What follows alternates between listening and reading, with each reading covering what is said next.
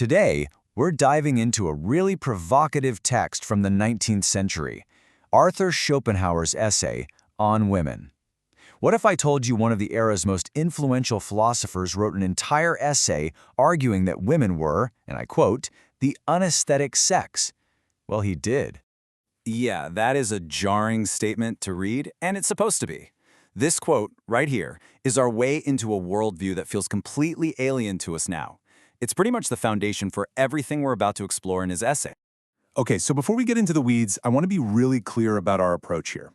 We are not in any way endorsing these views, not at all. Instead, think of us as academic historians. We're examining this essay as a historical artifact, something that helps us understand the societal norms and the philosophical arguments of its time. So how are we going to do that? First, we'll get a handle on the philosopher's main thesis. Then we'll break down his arguments about what he called the natural purpose of women and their supposed weaker reason. After that, we'll look at his critique of society, specifically monogamy and the concept of the lady.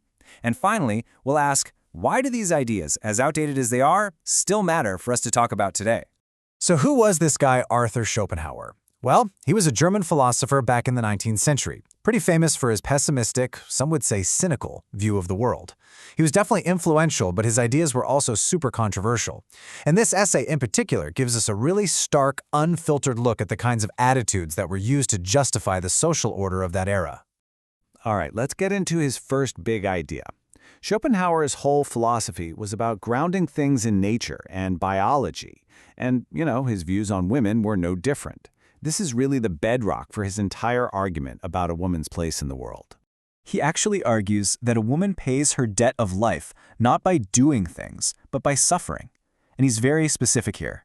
He means the pain of childbirth, the all-consuming care of children, and a life of subjection to man, for whom he says she should be a patient and cheerful companion. So for Schopenhauer, a woman's entire purpose was fundamentally passive. And he takes this idea even further with one of his most, frankly, startling claims. He saw women as basically big children all their lives, something he called intermediate between the child and the man. He even argues that this so-called childishness and short-sightedness is exactly what makes them good at taking care of children. And that brings us right to the next pillar of his thesis, his claims about intellect. This is really where he tries to build a philosophical justification for the social roles that he's already decided on. And Schopenhauer was incredibly specific with this stuff. He claims that a man doesn't reach full intellectual maturity until he's 28. A woman, on the other hand, he says she hits her peak at 18. And even then, he describes it as a reason of very narrow limitations. So what does this weaker reason actually lead to, according to him? Well, the essay claims it means women can only live in the present, they're intellectually short-sighted, and they don't have a real sense of justice. He argues that because they lack reason and strength, nature gave them cunning and an ineradicable tendency to lie as their main weapons. You can just see how claims like these were used to justify blocking women from getting an education or holding any power. Now, he does try to add a little nuance, or what he thinks is nuance. He'll grant that women have certain virtues, like sympathy and kindness. But, as this quote shows, he believes they lack the secondary qualities, by which he means reason and conscientiousness, to actually apply those virtues with any real justice or honesty. So in his view, their virtue is just an instinct, not some kind of reasoned moral choice. The contrast with how we see things today couldn't be more dramatic.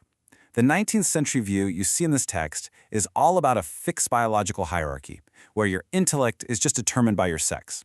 The modern standard, backed by decades of science, has completely thrown that idea out.